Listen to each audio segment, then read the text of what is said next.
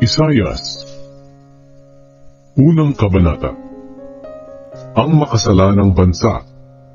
Ang aklat na ito ay tungkol sa itinahayag ng Diyos kay Isayas na anak ni Amon.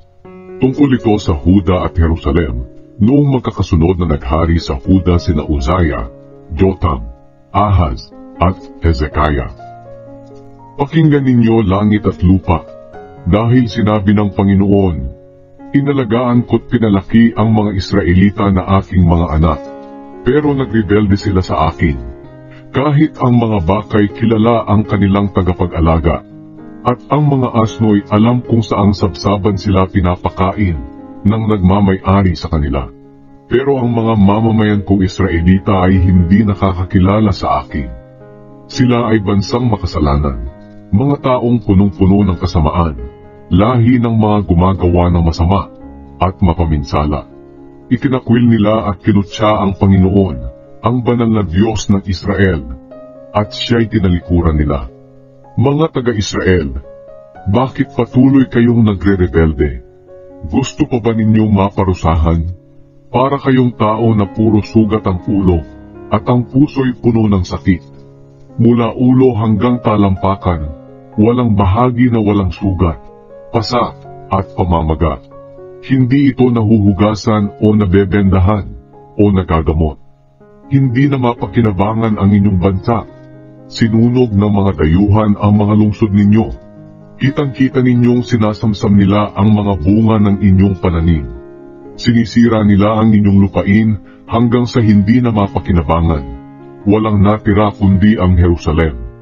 Para itong silungan sa isang ubasan o isang kubol sa taniman ng mga pipino na mag-isang nakatayo, at para ring lungsod na pinalibutan ng kaaway. Kung ang Panginoong makapangyarihan ay hindi nagtira ng ilan sa atin, natulad na sana tayo sa Sodom at Gomora. Kayong mga pinuno at mga mamamayan ng Jerusalem na katulad ng mga taga-Sodom at Gomora, pakinggan ninyo ang salita at kautusan ng Panginoon na ating Diyos. Sinabi niya, baliwala sa akin ang napakarami ninyong handog. Sawang-sawa na ako sa inyong mga handog na sinusunog, ang mga tupa at ang mga taba ng mga pinatabang hayop. Hindi ako nalulugod sa dugo ng mga toro, tupa at mga kambing. Sino ang nag-utos sa inyo na dalhin ang lahat ng ito kapag sumasamba kayo sa akin? Sino ang nag-utos sa inyo tumapak sa aking templo? Tigilan niyo na ang pagdadala ng mga handog na walang silbi. Nasusuklam ako sa amoy ng mga insenso ninyo. Hindi ko na matiis ang mga pagtitipon niyo kapag pista ng pagsisimula ng buwan, at kapag araw ng pamamahinga. Dahil kahit na nagtitipon kayo, gumagawa kayo ng kasamaan. Nasusuklam ako sa inyong mga pista ng bagong buwan, at sa iba pa ninyong mga pista. Sobra-sobra na. Hindi ko na ito matiis. Kapag mananalangin kayo, hindi ko kayo papansinin. Kahit paulit-ulit pa kayong manalangin, hindi ko kayo pakikinggan, dahil marami kayong pinatay na tao. Linisin ninyo ang inyong sarili. Pigilan na ninyo ang paggawa ng kasamaan sa aking harapan. Pag-aralan ninyong gumawa ng mabuti at pairalin ang katarungan. Tawayin ninyo ang mga nang-aapi, at ipagtanggol ninyo ang karapatan ng mga ulila at mga biyuda. Sinabi pa ng Panginoon, halikayo't pag-usapan natin ito. Kahit gaano man karumi ang inyong mga kasalanan, lilinisin ko iyan, para maging malinis kayo. Kung susunod lang kayo sa akin, ay pagpapalain ko kayo. Pero kung patuloy kayong magre-rebelde, tiyak na mamamatay kayo. Mangyayari nga ito, dahil sinabi ng Panginoon. Ang makasalanang lungsod. Tingnan ninyo ang lungsod ng Jerusalem. Matapat ito noon, pero ngayon para ng babaeng bayaran. Dating mga taong matuwid ang mga nakatira dito, pero ngayon ay mga mamamatay tao. Jerusalem, dati mahalaga ka tulad ng pilak, pero ngayon ay wala ka ng silbi. Noon para kang mamahaling alak, pero ngayon ay para ka ng alak na may halong tubig. Ang mga pinuno mo'y mga suwaid at kasabwat ng mga magnanakaw. Gusto nila palagi ng suhol at nanghihingi ng mga regalo.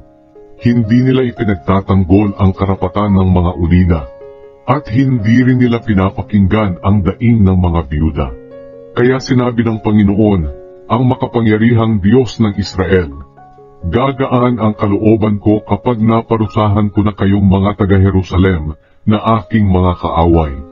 Parurusahan ko kayo para magbago kayo, katulad ng pilak na dinadalisay sa apoy.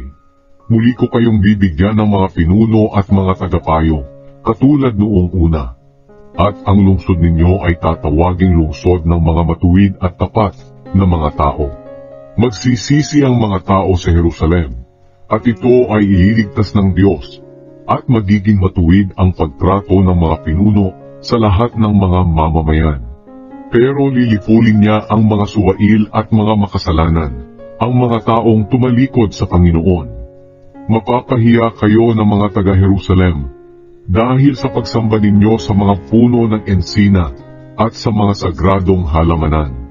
Matutulad kayo sa isang nalalantang puno ng ensina at sa isang halamanang hindi nadidiligan.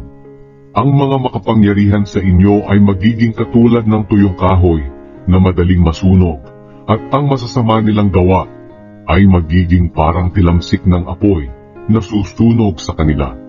Walang makakapatay sa apoy na iyon.